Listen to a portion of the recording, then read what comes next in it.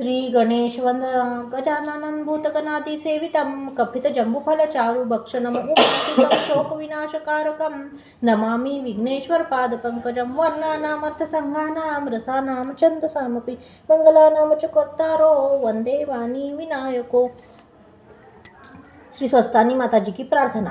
यम ब्रह्मा वरुणेन्द्र रुद्र मरुतः स्तुवन्ति दिव्ये स्तवे व्रेते सांगपदक्रमोपनिषदैर् गायत्री यम सामगा ध्याना वा स्थिततगतेन मनसा पश्यन्ति यम योगिनो यस्यान्तं न विदुसुरासुरगणा देवाय तस्मै नमः।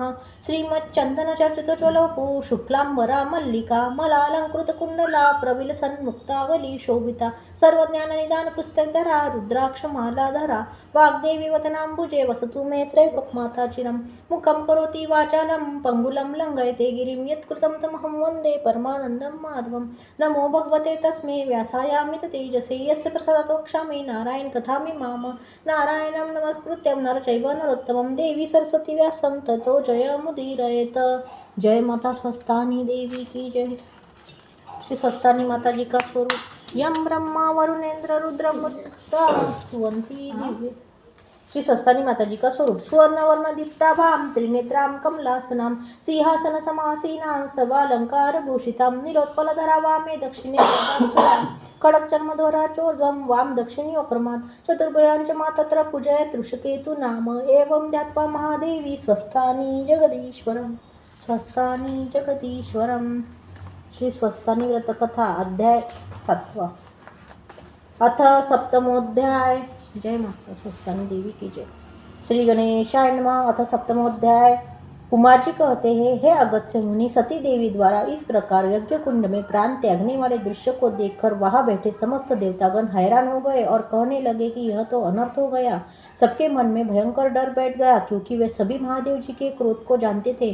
वो जानते थे कि महादेव जी यह सहन नहीं कर पाएंगे। उस समय अचानक वायु विपरीत दिशा में बहने लगी, चारों तरफ धूल उड़ने लगी, अंधकार हो गया, चारों ओर बादल गरजने लगे। सभी देवताओं की आंखों में धूल पड़ रही थी, जिसके कारण उन्हें दिखना बंद हो गया। कुछ देवता हवा में उड़ने लगे, कुछ डर के कारण वहां से भागने लगे।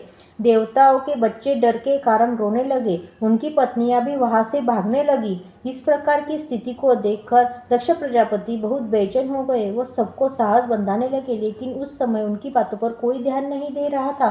तब व्याकुल होकर दक्ष प्रजापति अपने गुरु बृहस्पति जी के पास गए और बोले, हे गुरु जी, क्या करें, यह तो अनर्थ हो गया। इस घटना को देखने के बाद नारद मुनि उसी समय तुरंत वहां से कैलाश पर्वत के लिए प्रस्थान कर गए और वहां पहुंचते ही महादेव जी को दंडवत प्रणाम करते हुए बोले, हे प्रभु, आपकी प्राण प्यारी सती देवी ने अपने प्राण त्याग दिए, क्योंकि दक्ष प्रजापति ने आपकी अत्यधिक निंदा की। उन्होंने कहा कि महादेव तो देवता है ही नहीं, वो देवताओं के बीच बैठने के योग्य नहीं है, इसलिए तो मैंने उसे यहाँ बुलाया नहीं है। यहाँ बैठने के योग्य जो भी है उन सभी को मैंने यहाँ बुला है, जैसे ब्रह्मा विष्णु इंद्र आदि देवता।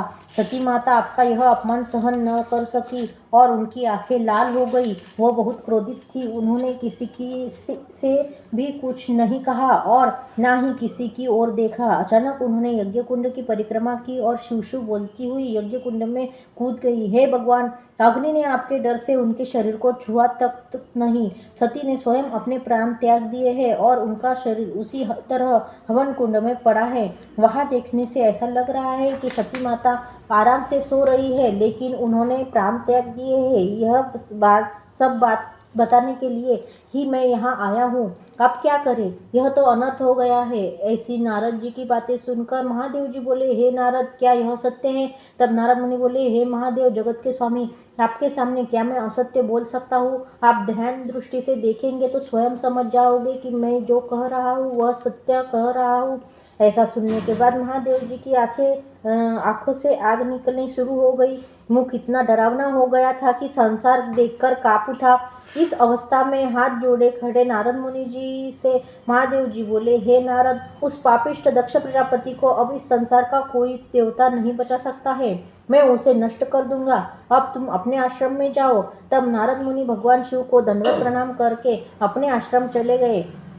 नारद के जाने के बाद सती देवी के बारे में सोचते ही महादेव जी तीनों आंखों से क्रोध के कारण ज्वाला निकलने लगी। यह ज्वाला इतनी भयंकर थी कि रुकने का नाम नहीं ले रही थी। तब उन्होंने अपनी जटा की एक लड़ी धरती पर पछाड़ कर मारी। जटा जैसे ही धरती पर गिरी तो वहां से इतनी भयंकर गर्जना हुई कि पूरी धरती कांप उठ गई। वहां से हजारों सूर्यों जैसा तेज निकला और उसमें से एक हाथ में त्रिशूल लिए हुए वीरभद्र जी निकले और प्रार्थना करते हुए महादेव जी से बोले, हे ईश्वर, मेरे लिए क्या आज्ञा है। फिर उन्होंने जटा की दूसरी लड़ी धरती पर पछाड़ी। उससे मेघ की गर्जना करने वाली, ऊंचे स्वर में बोलने वाली 64 योगिनी, भूत प्रेतों और पिशाचों और अपने को अपने साथ रखने वाली काली देवी प्रकट हुई। उनका मुख बहुत डरावना था। वो भी कभी हंसती थी, कभी जिह्वा बाहर निकालती थी। वो दोनों हाथ जोड़कर महादेव जी से बोली, हे भगवान, हमारे लिए क्या आज्ञा है। तब भगवान शिव शंकर बोले, हे वीरभद्र, हे महाकाली, पापिष्ठ दक्ष प्रजापति के यज्ञ को विध्वंस करके आओ और दक्ष प्रजापति को यह सोचकर बैठा है कि 33 करोड़ देवता उसकी रक्षा करेंगे, उसको भी मारकर आओ। इस कार्य के लिए ही मैंने तुम दोनों को बुलाया है। यह नंदी, भृंगी, 64 योगिनी, विषम ज्वर सहित सभी गण आपके साथ जाएंगे। आप सभी जल्दी जाओ और दक्ष तथा उसके यज्ञ का नाश करके आओ। महादेव जी की आज्ञा को शिरोधार्य मानकर वीरभद्र और महाकाली सभी गणों के साथ सिंह की तरह गरजते हुए, पृथ्वी को कांपते हुए, बहुत ही क्रोध में कैलाश पर्वत से दक्ष के यज्ञ वाले स्थान की ओर चल पड़े। उनके चलने से समुद्र डावाडोल हो रहा था। पृथ्वी पर भूकंप आ गया था। सारे जीव जंतु त्राही त्राही कर रहे थे। उधर दक्ष प्रजापति के यज्ञ में अनेक प्रकार के उत्पात होने लगे। आकाश में कौवे और गिद्ध मंडराने लगे। खून की वर्षा होने लगी। चारों ओर हाहाकार मच गया। उस समय महाकाली और वीरभद्र की आंखों से आग निकल रही थी। यज्ञ में आए हुए देवता और अन्य सभी लोग इधर उधर भाग रहे थे। बच्चे, स्त्रियां और बूढ़े इस भागदौड़ में गिर गए थे और ऐसी अवस्था में चिल्ला रहे थे ताकि उनको जानने वाला कोई उन्हें उठा ले। उसी समय महाकाली और वीरभद्र अपने गणों सहित यज्ञ वाले स्थान पर आए और उस स्थान को विध्वंस करने लगे। उस समय दक्ष की बेटियां, जवाई, देवता, गंधर्व और किन्नर आदि जोर जोर से बोलने लगे कि भगवान नारायण ही शक्तिशाली भगवान है और वो ही हमारी रक्षा कर सकते हैं। वहां ऐसी स्थिति हो चुकी थी कि किसी की बाजू, किसी की टांग तथा किसी की आंख छिन्न भिन्न हो चुकी थी। सभी किसी न किसी कारण से दुखी थे। तभी भगवान विष्णु और उनकी सेना वीरभद्र और महाकाली से युद्ध करने लगी। इंद्र आदि देवताओं ने महाकाली और वीरभद्र पर ब्रह्मास्त्र, आग्नेयास्त्र, वरुणास्त्र, तोमर, गदा, खड़ग और मूसल आदि के प्रहार किए। वीरभद्र ने उन सब प्रहारों का निवारण करते हुए क्रोधित होकर उनमें से बहुत सारों को उठाकर पटका और उनके अंग भंग कर दिए। इसी तरह से महाकाली ने भी उनके ऊपर प्रहार किए और उनकी सेना का भक्षण करने लगी। उसके बाद वीरभद्र और उनके सैनिकों के शरीर को विषम ज्वर से अचेत कर दिया। तभी वैकुंठनाथ विष्णु भगवान जी दक्ष प्रजापति की संपूर्ण सेना को शीत ज्वर से चेतावस्था में ले आए। जैसे ही ये सेना चेतावस्था में आई तो फिर युद्ध करने लगी। तब वीरभद्र और महाकाली ने मिलकर उनकी सेना पर अपने क्रोध का कहर बरसाना शुरू कर दिया। उनके कहर के डर से दक्ष प्रजापति की सेना रक्षा करो कहकर चिल्लाने लगी। जब भगवान विष्णु जी ने वीरभद्र और महाकाली को इस तरह दक्ष प्रजापति की सेना पर आक्रमण करते हुए देखा कि वो दक्ष प्रजापति के यज्ञ वाले स्थान का नाश कर रहे, तो उनको बहुत क्रोध आया और वो अपने उग्र रूप में वीरभद्र और महाकाली से युद्ध करने लगे के लिए कूद पड़े। ऐसा देखकर सभी देवता और दक्ष प्रजापति की सेना जोर जोर से कहने लगी, विष्णु भगवान जी आप धन्य हो, आपकी जय हो। उसके बाद वो सभी देवता और दक्ष प्रजापति की सेना भगवान विष्णु जी के साथ युद्ध में कूद पड़ी। ये सभी वीरभद्र और महाकाली से तरह तरह के अस्त्र शस्त्रों से लड़ने लगे। यह देखकर महाकाली को बहुत क्रोध आया। तभी उन्होंने अपनी तलवार उठाई और दक्ष प्रजापति के सैनिकों की गर्दनों को काटना शुरू कर दिया और उनके शरीर के टुकड़े टुकड़े करके दक्ष प्रजापति की यज्ञशाला में डालने लगी और उनकी मुंडियों को माला के रूप में गले में डालकर घूमने लगी।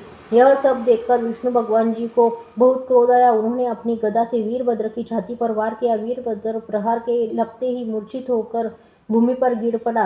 जैसे ही वीरभद्र भूमि पर गिरे, विष्णु भगवान जी ने अपनी गदा के प्रहार से बाकी शिवगणों को भी मूर्छित कर दिया, जिससे वे सभी भूमि पर गिर पड़े। ऐसा होने के बाद सभी देवताओं ने विष्णु भगवान जी की जय जयकार की और उन पर पुष्प वर्षा की। तभी वीरभद्र की मूर्छा टूटी और जब वीरभद्र होश में आए तो उन्होंने देखा कि उनकी सेना तो या तो मूर्छित पड़ी है थी या इधर उधर भाग रही थी। यह सब देखकर वीरभद्र जी क्रोध से आग बबूले हो उठे और अपने त्रिशूल से विष्णु भगवान पर प्रहार कर दिया। विष्णु भगवान उस प्रहार को सहन नहीं कर पाए और मूर्छित होकर रणभूमि में गिर पड़े। उसके बाद वीरभद्र मेघ के समान गर्जना करते हुए दक्ष प्रजापति की सेना पर टूट पड़े और उनको वहां से भगाने लगे। दक्ष प्रजापति की सेना भी डर के कारण वहां से त्राही त्राही करते हुए भागने लगी। उनके यह शब्द वीरभद्र की मूर्छित सेना के कानों में पड़े तो उनकी मूर्छा टूट गई और उन्होंने देखा कि विष्णु भगवान जी रणभूमि में मूर्छित पड़े हैं और उनकी सेना त्राही त्राही करती हुई इधर उधर भाग रही है। तो वो वीरभद्र जी आप धन्य होकर उनकी जय जयकार करने लगे। हे अगस्त्य मुनि, वीरभद्र और महाकाली दक्ष प्रजापति की सेना को युद्ध में बहुत बुरी तरह परास्त कर रहे थे। महाकाली उनको काटकर उनका रक्त पी रही थी, किसी को काटकर हवन कुंड में डाल रही थी। इस तरह से वहां पर वीरभद्र और महाकाली की सेना प्रसन्न होकर जय वीरभद्र जय महाकाली कहकर हल्ला कर रही थी। उनकी इस तरह की जय जयकार अब जब अचेतावस्था में पड़े विष्णु भगवान जी के कानों में पड़ी तो वो चेतन अवस्था में आए और वहां का भयंकर दृश्य देखकर बोले, हे पापिष्ट वीरभद्र, आज तुम्हारा नाश करके दक्ष प्रजापति का यज्ञ संपूर्ण करवाऊंगा, तभी सभी देवताओं के मन को शांति प्राप्त होगी। अब इस जगत में कोई भी तेरी रक्षा नहीं कर सकता। सब दुष्टों का नाश करने वाला यह सुदर्शन चक्र तेरा भी नाश कर देगा। ऐसा सुनने के बाद वीरभद्र को बहुत क्रोध आया और वो विष्णु भगवान जी से कहने लगा, हे पापिष्ट विष्णु, सारे दुष्टों का नाश करने की बात करता है और चक्र से डराता है। यदि साहस है तो मुझ पर प्रहार कर। ऐसे कठोर वचन सुनने के बाद भगवान विष्णु जी ने अपने सुदर्शन चक्र को चलाया। 1000 सूर्यों जैसा तेज लिए हुए वो चक्र वीरभद्र और महाकाली की ओर बढ़ने लगा। यह देखते ही वीरभद्र और महाकाली की सेना त्राही त्राही करती हुई उनके शरण में जाने लगी। तभी वीरभद्र ने अपना मुख खोला ताकि सुदर्शन चक्र अपने मुख में लेकर उसको निगल लिया जाए। ऐसा देखिए भगवान विष्णु जी ने अपना सुदर्शन चक्र वापिस बुला लिया और तुरंत अंतर्ध्यान होकर वैकुंठ पहुंच गए। इति श्री स्कंद पुराणे केदारखंडे माघ महात्म्य कुमार अगस्त्य संवादे श्री स्वस्थानी परमेश्वरा व्रत कथाया दक्ष सेना विध्वंसो नाम सप्तमोऽध्यायः।